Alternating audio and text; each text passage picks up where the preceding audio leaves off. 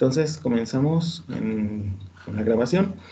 Miren, nos habíamos quedado en lo que son los sistemas de primer orden. Los sistemas de primer orden, déjenme ahora sí compartir mi escritorio. Listo, ¿ya se ve? Sí, ya se ve. Muy bien. Muy bien, muy bien. Fíjense, haciendo un repasito rápido, nos quedamos en lo que son los sistemas de segundo orden. Recordar entonces que los sistemas de segundo orden son los que tienen en su ecuación diferencial al menos una segunda derivada. Después de esto, vimos tres casos en específico. Dijimos que todos los sistemas de segundo orden van a tener este tipo de función de transferencia, ¿se acuerdan? Y este tipo de función de transferencia pues me va a generar algunos polos. Y estos polos, pues, ¿qué van a tener? Estos polos me van a generar digamos, tres casos que yo puedo tener. Anteriormente habíamos visto la fórmula general de todos los sistemas de orden 2, que era omega n cuadrado sobre, déjenme ver dónde está. Aquí está omega n cuadrado sobre s cuadrada más 2 zeta por omega n por s más omega n al cuadrado. Zeta, esto es muy importante, pues se le llama factor de amortiguamiento. Y veíamos tres casos. Cuando zeta era igual a 1, cuando zeta era menor a 1, pero mayor que 0, y cuando zeta era mayor que 1. Estos tres casos me van a generar un caso subamortiguado, un caso sobreamortiguado y un caso críticamente amortiguado. En cada caso, ¿qué hicimos? Sacamos la respuesta de mi función. En este caso, vimos que hay en los sistemas dos tipos de respuestas: respuesta transitoria y respuesta permanente. La respuesta transitoria es cuando me está dando una salida que está oscilando, y la respuesta permanente es una respuesta que ya se estabilizó. Entonces, ahorita nos interesa estudiar la respuesta transitoria. La respuesta transitoria, entonces, C de t, fue lo que hicimos en cada uno de los tres casos: sacar una fórmula para encontrar la señal C de t, que es la salida del sistema. Entonces, si hay tres casos, pues encontramos tres fórmulas. Estas tres fórmulas, pues hay que considerarlas en nuestro formulario, pero en específico vamos a darle un poco más de importancia a las respuestas donde zeta es fraccionario, donde zeta es menor que 1 y mayor que 0. Entonces, este caso es el caso subamortiguado. Vamos a ponerle un poco más de énfasis al caso subamortiguado, que es el que vamos a ver en la mayoría de los ejemplos, en la mayoría de nuestros casos de estudio. Y bueno, miren, este es pues algunas señales para diferentes valores de zeta, cuando zeta es igual a 0, cuando zeta es 0.2, 0.7, etcétera. Déjenme poner esto así, ok. Entonces, miren, después de esto, habíamos dicho que todas estas fórmulas que sacamos de CDT son a una respuesta a escalón unitario. Sacamos después lo que son algunas fórmulas para la respuesta al impulso. Estas pues nada más se las di, ¿verdad?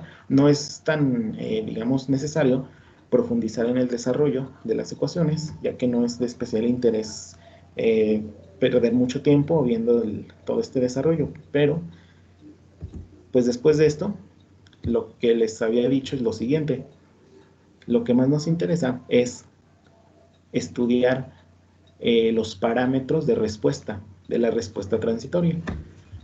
En este caso, vamos a tener cinco parámetros: tiempo de retardo, tiempo de crecimiento, tiempo pico sobre impulso y tiempo de establecimiento. En este caso, ¿a qué se refiere cada uno? Vamos a empezar por el tiempo de retardo. Si ustedes ven la imagen, el tiempo de retardo es cuando mi señal alcanza por primera vez, no mentira, este es TR, este es tiempo de crecimiento. Tiempo de crecimiento es cuando mi señal alcanza por primera vez el valor final. Luego tengo TP. TP es el tiempo pico. Como su nombre dice, pues es cuando alcanza el primer pico, el pico más alto de la señal.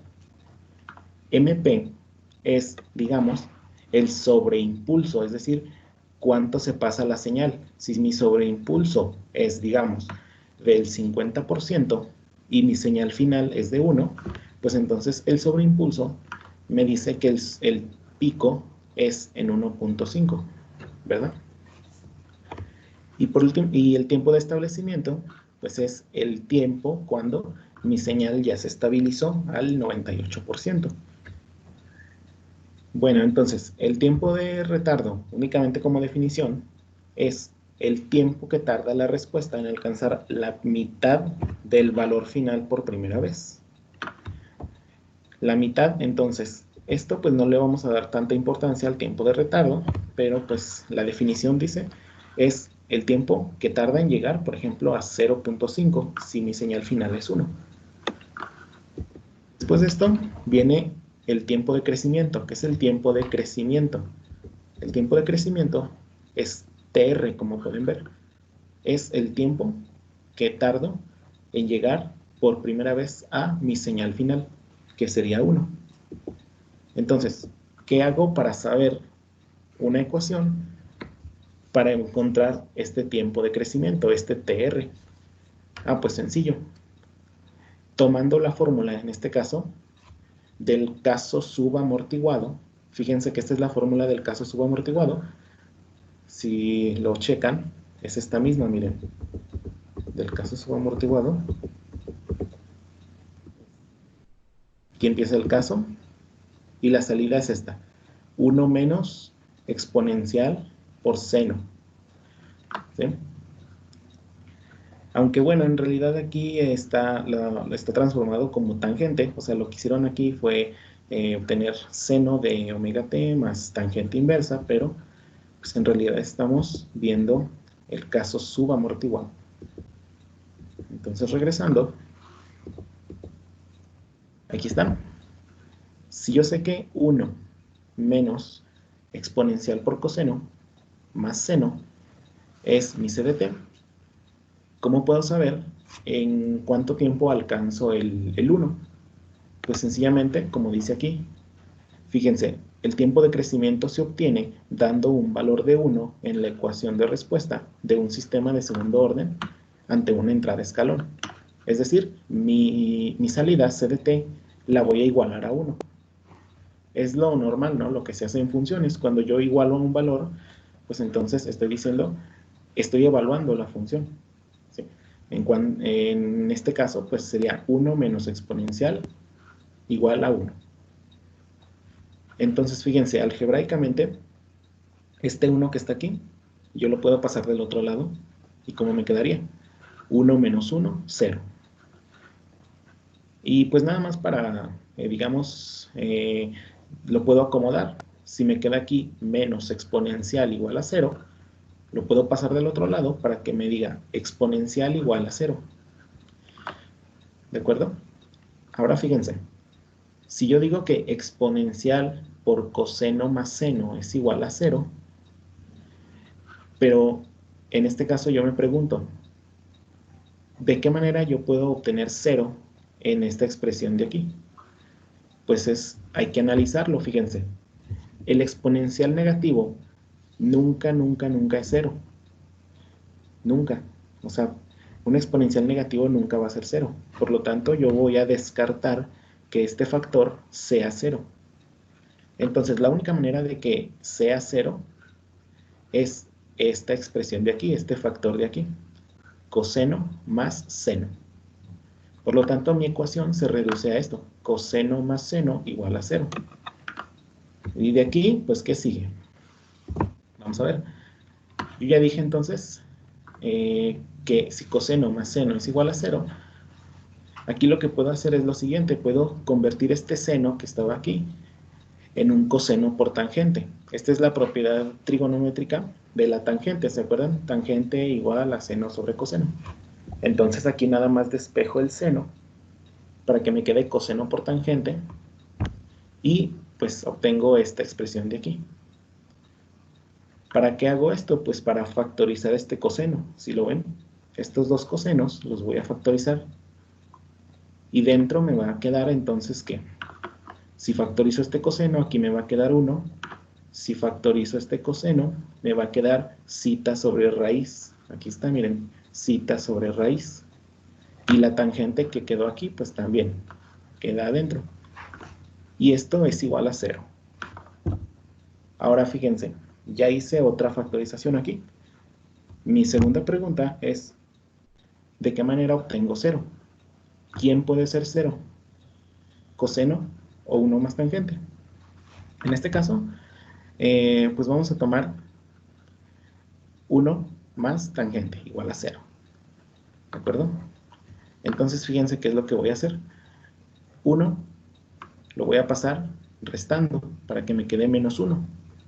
Y con esto ya dije que zeta tangente es igual a menos 1. Entonces, si yo digo entonces zeta tangente igual a menos 1, y este zeta lo paso dividiendo, y esta raíz la paso multiplicando, ¿y quién está del otro lado? Pues está menos 1. ¿Cómo me va a quedar entonces? Pues me va a quedar de esta manera, miren. La raíz que estaba dividiendo la pasé multiplicando, aquí está, y el zeta que estaba multiplicando lo pasé dividiendo, aquí está. Y pues esto me quedaría. Ahora fíjense, ¿por qué dice aquí omega d sobre sigma? Ah, pues fíjense cómo está, en este caso, las ecuaciones pasadas. Omega d habíamos dicho que era igual a ¿qué? Vamos a hacer aquí un retorno a unas cuantas diapositivas. Miren, aquí dijimos que omega d es igual a omega n raíz, ¿sí se acuerdan? Omega d es igual a omega n raíz. Y dijimos también que sigma, si lo ven, sigma es igual a zeta omega n. Sigma es igual a zeta omega n. Por lo tanto, si yo sustituyo, en este caso,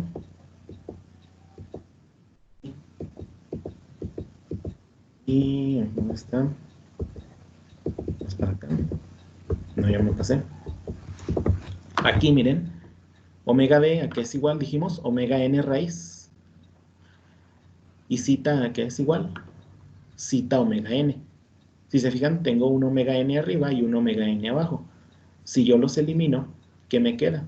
Pues me queda esta expresión de aquí, ¿no? Raíz entre zeta. Entonces, con esto, pues ya compruebo que esta expresión de aquí es igual a omega d sobre sigma. ¿De acuerdo? Únicamente viendo las fórmulas anteriores y sustituyendo van a ver que pues es igual a esto, omega d entre sigma. Y fíjense cómo ya obtuvimos una expresión muy corta. Tangente de omega d por tr es igual a omega d sobre sigma. Así de sencillo. En este caso, pues si se acuerdan, estamos tratando de encontrar una fórmula para el tiempo de crecimiento TR. Fue por eso que desde el principio toda nuestra función la estamos evaluando en TR. Fíjense cómo todas las T's tienen TR. ¿De acuerdo? Bueno, entonces, después de esto, ¿qué es lo que voy a hacer? Voy a despejar TR. ¿Cómo lo despejo? Pues la tangente que está aquí, como la de la quito de aquí. No se puede porque aquí yo tengo que omega de TR está dentro de la tangente. Entonces, ¿cómo saco esta tangente? Pues con tangente inversa. Por lo tanto, yo digo lo siguiente. Omega de TR es igual a la tangente inversa de omega d sobre sigma. ¿De acuerdo? Bueno, aquí hay un error porque en este caso el menos, aquí le faltó el menos. ¿Sí? Entonces aquí va un menos. Sería menos omega d sobre sigma. O bien dicho, omega d sobre menos sigma, que está aquí, miren, omega d sobre menos sigma. Entonces sería tangente inversa de omega d sobre menos sigma. Y el omega d que estaba acá lo voy a pasar dividiendo. Y me va a quedar entonces esta expresión de aquí. 1 entre omega d por la tangente inversa de omega d entre menos sigma. Ahora fíjense, yo tengo una tangente, ¿no? Si yo grafico esto en un triángulo rectángulo, nosotros sabemos que la tangente ¿qué es? Sabemos que el seno es cateto opuesto sobre hipotenusa. El coseno, cateto adyacente sobre hipotenusa. Pero la tangente es cateto opuesto sobre cateto adyacente.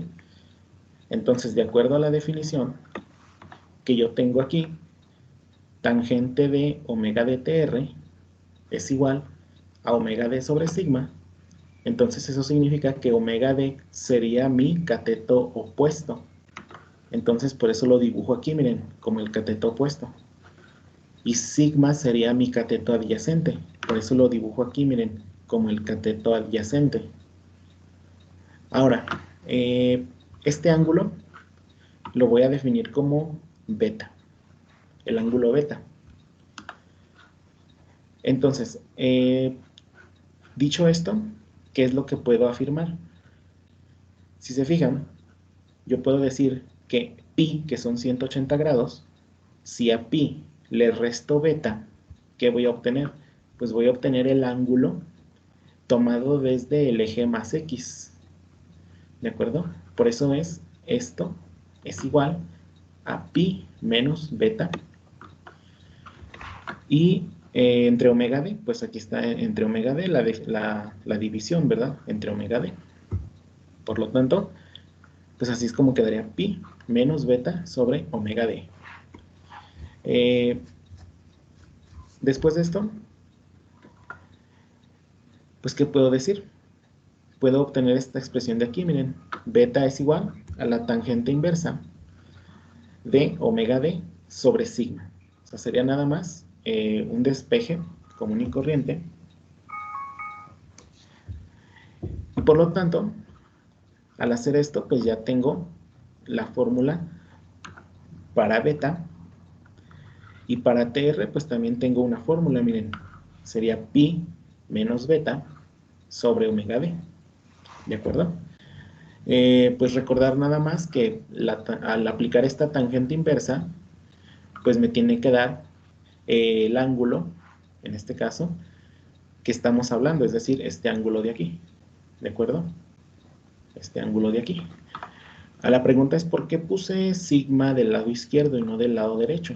Pues porque el signo negativo me está diciendo que en este caso pues sería del lado izquierdo. Si fuera positivo, pues entonces el triángulo sería del lado derecho. Hay que tener muy en cuenta esto, que no se nos pase, ¿de acuerdo? Entonces miren, ya acabé, ya tengo una fórmula para mi tiempo de crecimiento R, que es pi menos beta sobre omega d. Aquí hay que considerar que estamos manejando radianes, ¿de acuerdo? Entonces, beta está manejado en radianes. ¿Por qué? Pues porque estamos trabajando con pi.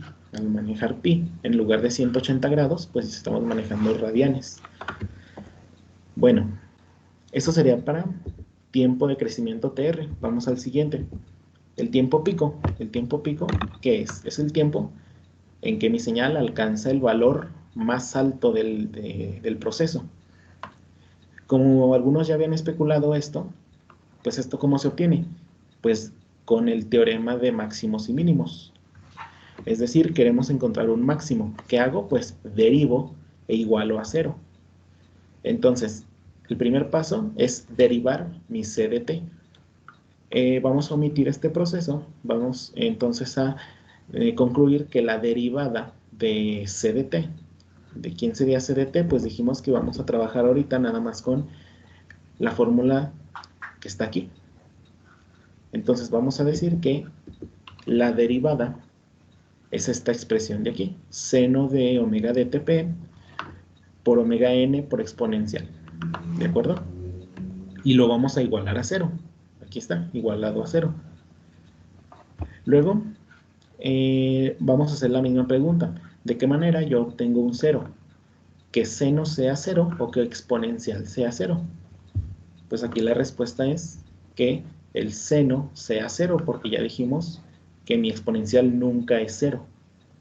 ¿De acuerdo? Y pues aquí pues no sería nada, porque pues acuérdense que todas estas son puras constantes. Miren, para que el seno sea 0, si ustedes recuerdan, si toman su calculadora, la única manera para obtener un 0 es dándole a tiempo estos valores. 0, pi, 2pi, 3pi, 4pi, 5pi, cualquiera de esos valores. Entonces aquí vamos a decir cuál vamos a tomar, en cuál nos vamos a enfocar. Aquí cualquiera que tomes es correcto, pero como nos interesa el primer pico, pues vamos a tomar, en este caso no el 0, vamos a tomar el pi. El 0, ¿por qué no? Porque si tomamos el 0, estaríamos evaluando cuando estamos en el origen. Fíjense cómo aquí hay un mínimo, entonces no queremos evaluar esto. Y pues no tendría caso, o sea, si tomamos el 0, pues imagínense, no llegaríamos a ninguna conclusión. Entonces al tomar pi, el primer valor que es pi, vamos a asegurarnos de obtener el pico, el primer pico. ¿De acuerdo? Es por eso que vamos a tomar el pi. Entonces, fíjense aquí, yo ya puedo decir que cuando seno vale pi es igual a 0, ¿de acuerdo? Entonces, si mi ángulo vale pi, pues entonces tengo que omega d por tp es igual a pi. Y nada más despejo el tp, tiempo pico, lo despejo, y me queda pi entre omega d. ¿De acuerdo? Fíjense entonces aquí, pues qué sencillo. El tiempo pico nada más quedaría reducido a esta fórmula. Entonces ya llevamos 2. Vamos con el siguiente. El sobreimpulso máximo. El sobreimpulso máximo dijimos que era el porcentaje que se pasa la señal en referencia al valor final, el valor final, ¿de acuerdo? Entonces, ¿cómo lo obtenemos? Lo primero que hay que hacer entonces es obtenerlo de la respuesta evaluada en el tiempo pico y luego restarle 1. Como está aquí, miren, sobre impulso máximo es igual a mi función evaluada en el tiempo pico menos 1. En este caso 1, pues porque estamos tomando que 1 es la señal final. Entonces, dicho esto, vamos a hacer lo que nos dice aquí, evaluar en tiempo pico y luego restarle 1. Pero fíjense que tiempo pico ya obtuvimos una fórmula, pi entre omega d. Entonces el tiempo lo vamos a evaluar en pi sobre omega d. Fíjense que aquí, pues fue lo que hicimos, miren. Voy a tomar c de t y estoy evaluando todo esto en pi sobre omega d, miren. Pi sobre omega d, pi sobre omega d, pi sobre omega d. Y pues esto al restarle 1, entonces, pues me quedaría esta expresión de aquí. ¿De acuerdo? Para ponerlas un poco completas, recuerden que la función completa dice 1 menos exponencial por coseno más seno, ¿verdad? Y luego, si le restamos menos 1, pues queda 1 menos 1, 0. Luego, ¿qué sigue de aquí? Dice MP es igual menos exponencial por coseno más seno. Ahora fíjense que este exponencial de aquí, yo puedo hacer lo siguiente. ¿Por qué me quedó este exponencial? ¿Qué pasó con todo esto? Ah, pues si no se dieron cuenta, yo tengo aquí un omega d y aquí abajo tengo otro omega d. Aquí tengo un omega d, aquí tengo otro omega d. Se dividen entre ellos y me va a quedar coseno de pi más seno de pi. Fíjense cómo, qué curioso, ¿no? Sabemos, obviamente, que esto cuánto me va a quedar. Me va a quedar 1, porque uno de ellos me va a dar 0 y otro de ellos me va a dar 1. ¿De acuerdo? Entonces me quedaría 0 más 1. Que en este caso, bueno, para ser más exactos, me va a quedar 1 más 0. ¿De acuerdo? 1 más 0 me va a quedar 1. Entonces, fíjense, todo este paréntesis se va a eliminar. Todo esto se va a eliminar. Y me va a quedar nada más este exponencial. Entonces, ¿qué es lo que hago? Miren, este omega n lo voy a meter al paréntesis para que me quede omega n. Y este pi lo voy a sacar del paréntesis. Es lo que hice aquí. El omega d lo voy a dejar abajo, así como está. Después, ¿qué voy a hacer?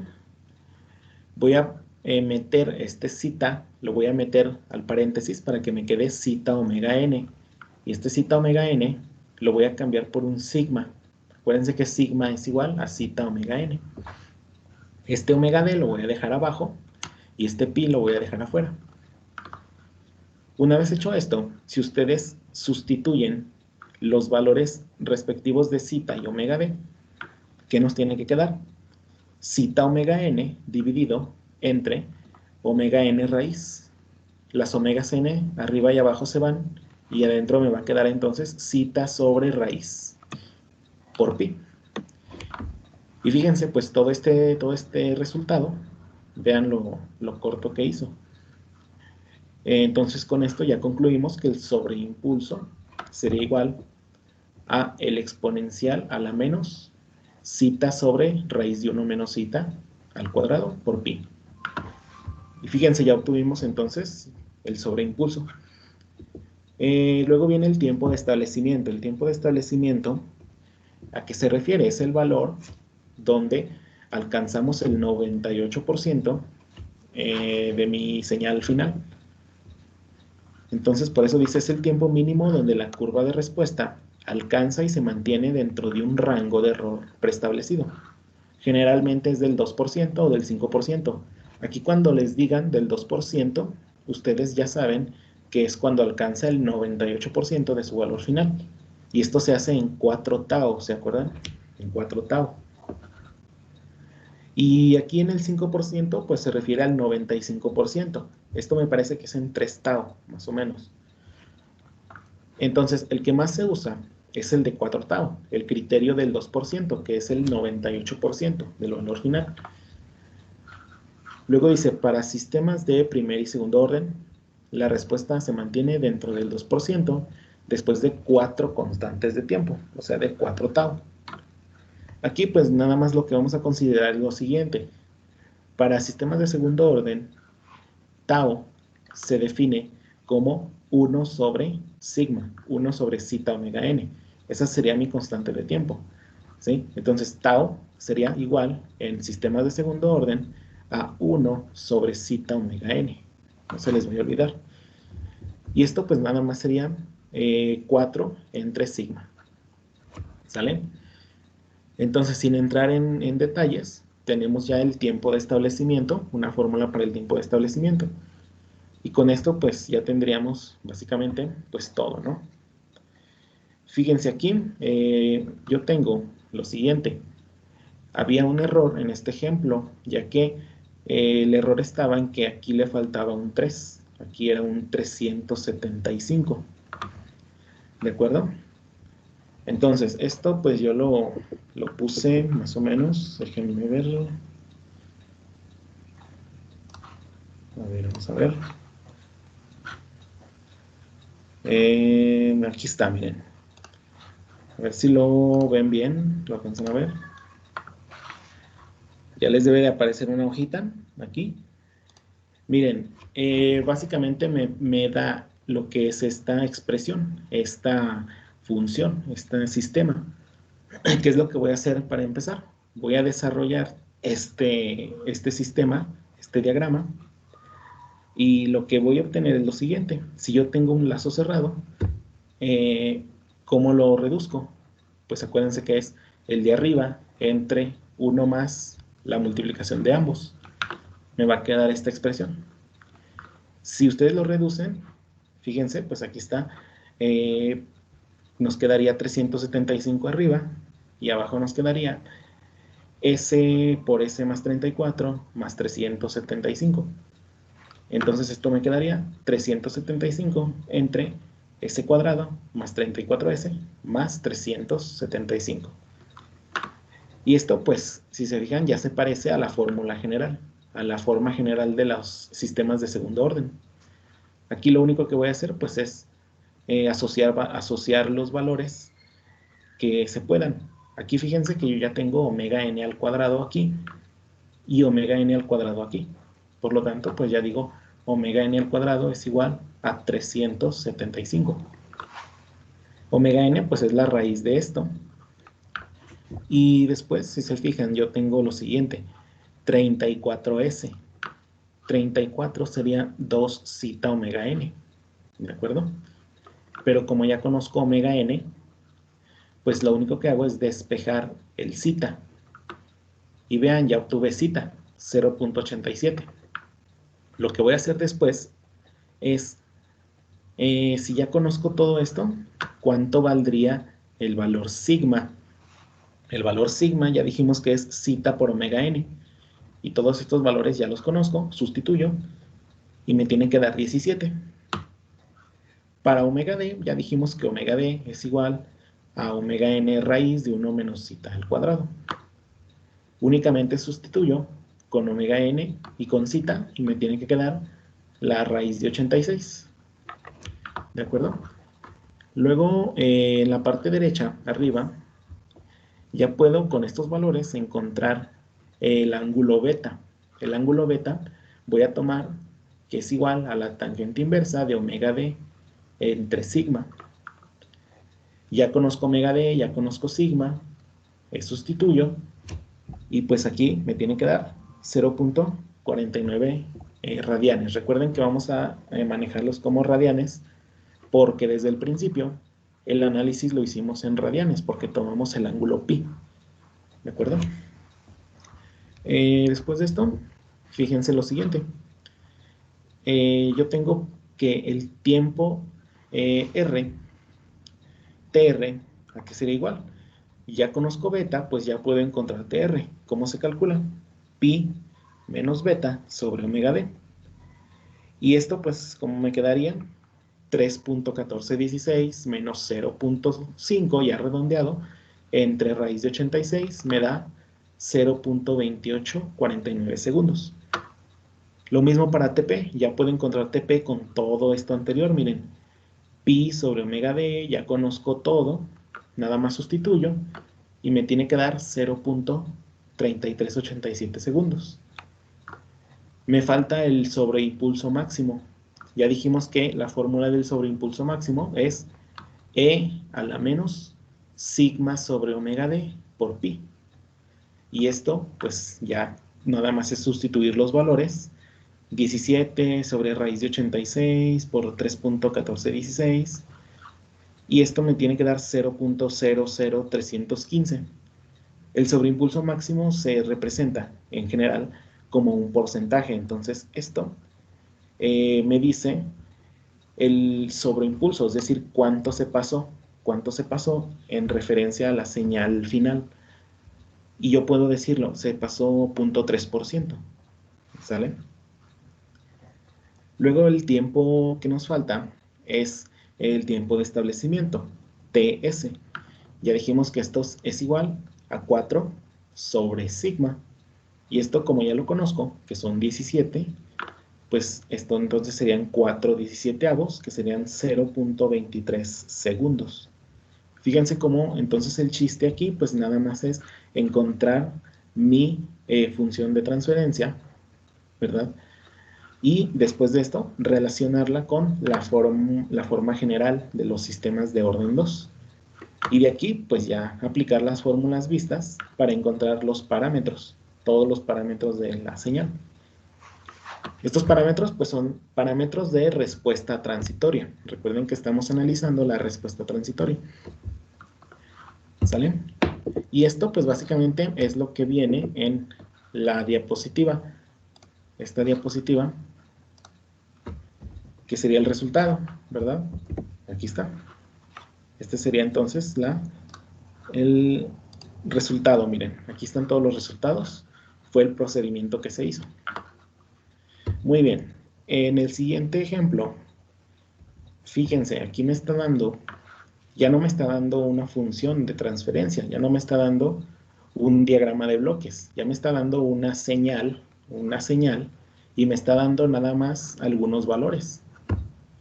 Fíjense, aquí lo que asumimos es lo siguiente, 0.75, estamos asumiendo que es el valor en 4 tau, ¿de acuerdo? En 4 constantes de tiempo. Si el problema no te lo dice cuántas constantes de tiempo son, nosotros vamos a asumir que son 4 tau. ¿Qué otro valor nos da? Nos da ahora sí que el valor final, que sería 127. Y nos está dando el valor pico, que serían 142. La pregunta sería, ¿ustedes creen que con esto sea suficiente para obtener los demás parámetros? Pues vamos a ver si es cierto. Miren, ¿cómo empezamos? El sobreimpulso lo podemos sacar restando el valor pico menos el valor final, ¿sí? Que sería 142 menos 127. Pero acuérdense que el sobreimpulso máximo no está definido como nada más una simple resta, sino como una proporción. Entonces aquí el sobreimpulso máximo tengo que obtener primero la resta y luego sacar la proporción, es decir, este valor excedente, ¿cuánto representa con respecto a 127? Por eso lo divido entre 127 para convertir ese valor en una proporción con respecto a 127. Y esta resta y esta división me tiene que dar 0.1181. Fíjense qué fácil. Ahora, el tiempo de establecimiento ya me lo dio el ejercicio, 0.75 segundos. Y con estos dos parámetros, yo creo que son suficientes para sacar todos los demás. Vamos a ver si es cierto. Vamos a ver si es cierto.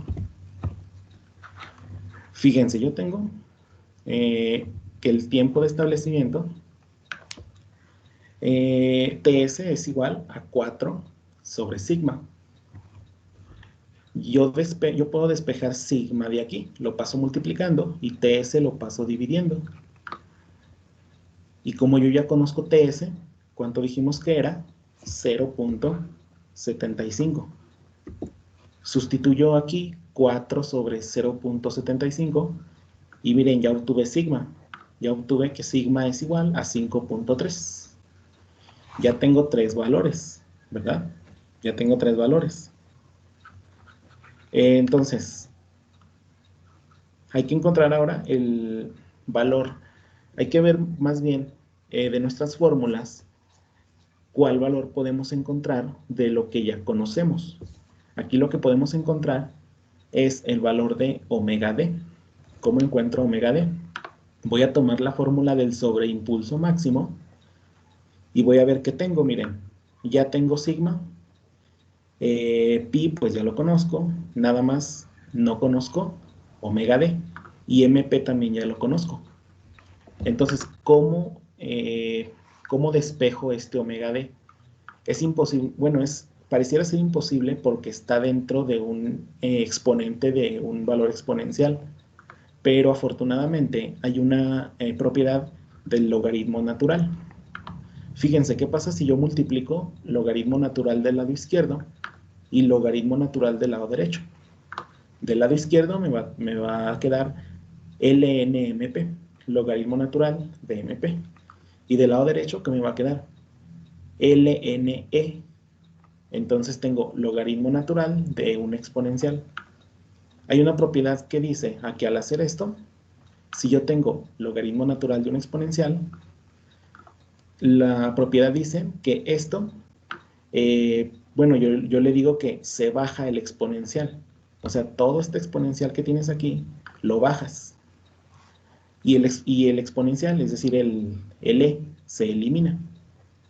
Entonces, esta propiedad me va a quedar lnmp es igual a menos sigma sobre omega d por pi. Y es lo que tenemos aquí, miren. ¿Qué fue lo que hicimos aquí? Pues este logaritmo natural lo vamos a pasar dividiendo. Aquí está. Y el omega d que estaba abajo, ¿verdad? Lo vamos a pasar multiplicando. Y me va a quedar omega d aquí. Y aquí del lado derecho, arriba, ¿qué me quedó? Pues me quedó este menos sigma de aquí y este pi de aquí. Por eso me quedó menos sigma pi. Entonces, esta propiedad del logaritmo natural, pues es una propiedad básica de álgebra que me dice que el logaritmo natural de una exponencial es igual a el exponente. Así de simple. Y miren, esto que me queda, sigma ya lo conozco, pi ya lo conozco, mp ya lo conozco, sustituyo y me tiene que quedar 7.8. Y vean, ya obtuve omega d, ¿sale? Y poco a poco vamos resolviendo todo este crucigrama, fíjense. Ya conozco entonces sigma, ya conozco omega d, pero me falta encontrar omega n. No sé omega n. Y lo más importante, miren, no sé zeta. No sé cuánto vale zeta. ¿Qué es lo que voy a hacer? Fíjense en esta fórmula de aquí. Es una fórmula que no teníamos, pero en sí podemos desarrollarla. Chequenla bien, como dice, omega n es igual a la raíz de sigma cuadrado más omega d al cuadrado. Para ver de dónde sale esto, me voy a regresar a una diapositiva anterior. Fíjense, quiero que chequen este triangulito. ¿Se acuerdan que habíamos dicho que omega d y sigma eran como unos catetos? Eran cateto opuesto y cateto adyacente. Pues entonces, vamos a comprobarlo de manera algebraica. Para eso yo lo hice aquí, en la misma, aquí. Fíjense bien, miren, a ver si alcanzan a verlo bien. Yo tengo entonces, si se acuerdan el triangulito, me decía que sigma, ¿verdad? Y omega d eran catetos. Si yo aplico el teorema de Pitágoras que dice la suma del cuadrado de los catetos es igual a la hipotenusa. Entonces, ¿qué voy a hacer? Miren, voy a elevar al cuadrado los catetos y los voy a sumar, que es lo que tengo aquí. Sigma cuadrado más omega d al cuadrado. Pero ¿quién dijimos que era sigma? Sigma es zeta omega n. Pero ¿quién dijimos que era omega d? Omega d es omega n raíz de 1 menos zeta cuadrado. Entonces voy a tener esto de aquí, miren. Si elevo al cuadrado, ¿qué me queda? Zeta cuadrado, omega n cuadrado, más omega n cuadrado, y la raíz que está aquí se elimina. Y me queda nada más 1 menos zeta cuadrado. Si multiplico, esto lo dejo tal cual, aquí está. Omega n cuadrado por 1, omega n cuadrado. Omega n cuadrado por menos zeta cuadrado, omega n cuadrado. Y aquí puedo hacer una resta de términos semejantes, miren. Zeta cuadrado, omega n cuadrado, menos zeta cuadrado, omega n cuadrado. ¿Qué me va a quedar nada más? Omega n al cuadrado. Fíjense. Fíjense, entonces ya comprobamos que la suma de los cuadrados de estos dos catetos es igual a omega n cuadrado. Por lo tanto, me queda omega n cuadrado es igual a sigma cuadrado más omega d al cuadrado. Con esto ya comprobamos entonces que omega n es mi hipotenusa. Pero pues bueno, eso a mí nada más me interesa la fórmula, miren. Omega n cuadrado es igual a todo esto de aquí. Y si yo saco la raíz, pues puedo decir que omega n es igual a sigma al cuadrado más omega d al cuadrado. Entonces esta fórmula pues es también necesario que ustedes la anoten en su formulario. Es una fórmula extra que acabamos de deducir. Dicho esto, entonces yo ya conozco sigma y ya conozco omega d. Por lo tanto, es lo que tenemos aquí, miren. Es lo que tenemos aquí. Aquí, miren, sigma cuadrado más omega d al cuadrado. ¿Y esto qué me da? Al sustituir me va a quedar 9.48. Ahora miren, yo ya conozco omega n. ¿cómo saco zeta? Pues de la fórmula de sigma igual a zeta omega n. Si ya conozco sigma, ya conozco omega n, pues nada más despejo zeta. Sustituyo valores y me va a quedar 0.56.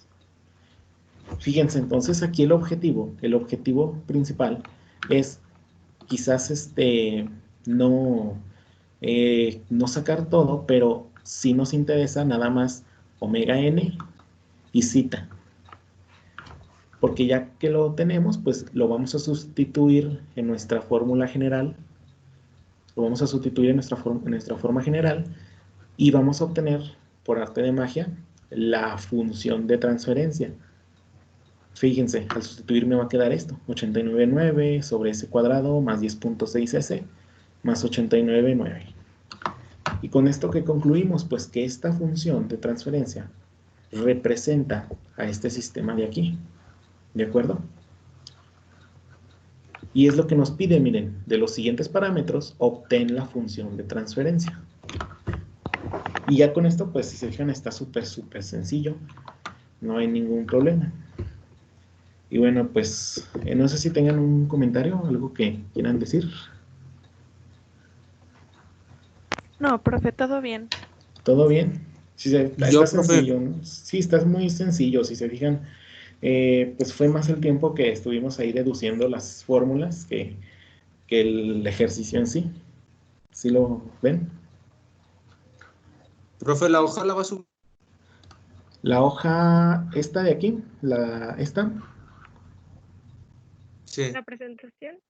Sí, esta, sí, pues sí, si quieren la subo al grupo de Facebook.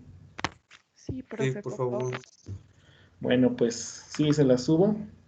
Y pues como les decía, hay un error en esta presentación. Aquí le falta un 3, miren. Entonces, para que lo tengan en cuenta, que aquí le falta un 3. Y aquí pues obviamente también le falta el 3, miren, aquí incluso yo se lo puse. Entonces, no sé si tengan otro comentario, ninguno. ¿Quiere que vayamos haciendo formulario o algo? Sí, porque les voy a subir unos ejercicios, les voy a subir por ahí unos de primer orden y de segundo orden, entonces váyanlo haciendo para que estén preparados. Y pues bueno, pues hasta aquí terminaríamos. Yo creo que la siguiente sesión voy a ver si les subo un video resolviendo un ejercicio. Entonces, para que estén atentos al grupo, a ver qué les subo, ¿de acuerdo? Profe, yo nada más tengo una duda en el punto suma. En el punto suma, sí me habías dicho, ¿verdad? Fíjate Sí. que el punto suma es un menos, o sea. Ahí lo consideramos como un menos, ok. Sí, es un menos. Uh-huh. Entonces, pues entonces hasta aquí terminamos, ya haciendo la hora aquí. Pues que estén bien, les mando un saludo, cuídense mucho. Gracias, profe, igual. Sale, profe, gracias. Cuídese. Bye. Gracias, profe. Gracias, profe, hasta luego. Gracias, adiós. Nos Hasta vemos. luego. Adiós, profe.